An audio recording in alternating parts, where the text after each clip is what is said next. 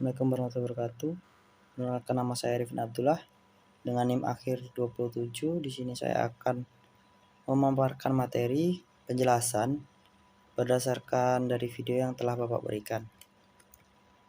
Sebelum masuk, yaitu apa sih jenis aliran fluida tersebut antara aliran laminar maupun aliran turbulen? Aliran laminar merupakan aliran dengan fluida yang bergerak dalam lapisan-lapisan atau lamina-lamina dengan satu lapisan meluncur secara lancar. Dalam aliran laminar ini, viskositas berfungsi untuk merendam kecenderungan terjadinya gerakan relatif antara lapisan.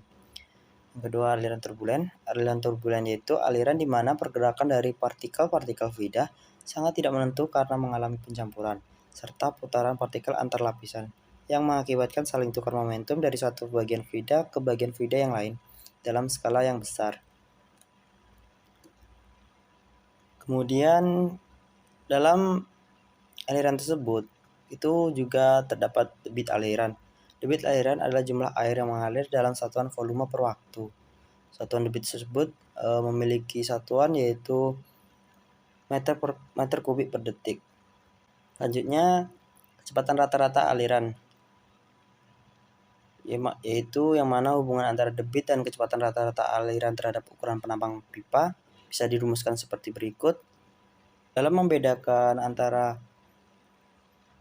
aliran laminar maupun aliran turbulen itu menggunakan bilangan Reynolds, yaitu bilangan tak berdimensi yang dapat membedakan suatu aliran.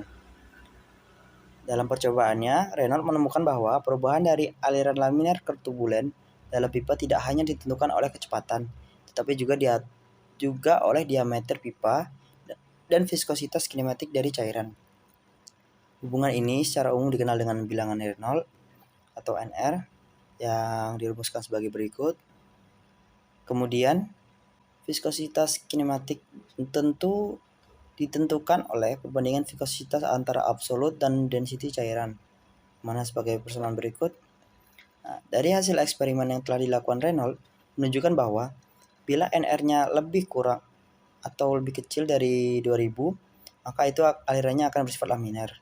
Sedangkan NR-nya yang lebih besar dari 2000 dan lebih kecil dari 4000 itu bersifat transisi.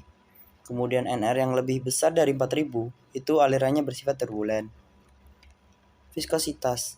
Viskositas fluida merupakan ukuran ketahanan suatu fluida terhadap deformasi atau perubahan bentuk. Viskositas dipengaruhi oleh temperatur, tekanan, kohesi, dan laju perpindahan momentum molekul airnya.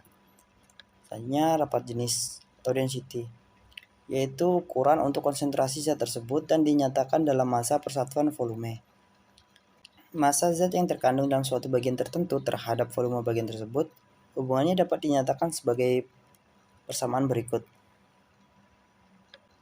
Koefisien gerak. Koefisien gerak dipengaruhi oleh kecepatan karena distribusi kecepatan pada aliran laminar dan aliran turbulen berbeda. Maka koefisien gesek berbeda pula untuk masing-masing jenis aliran, yaitu aliran laminar menurut Hagen-Poiseuille dan Darcy-Weisbach sebagai berikut. Kemudian aliran turbulen menurut Blasius, yaitu persamaannya seperti berikut.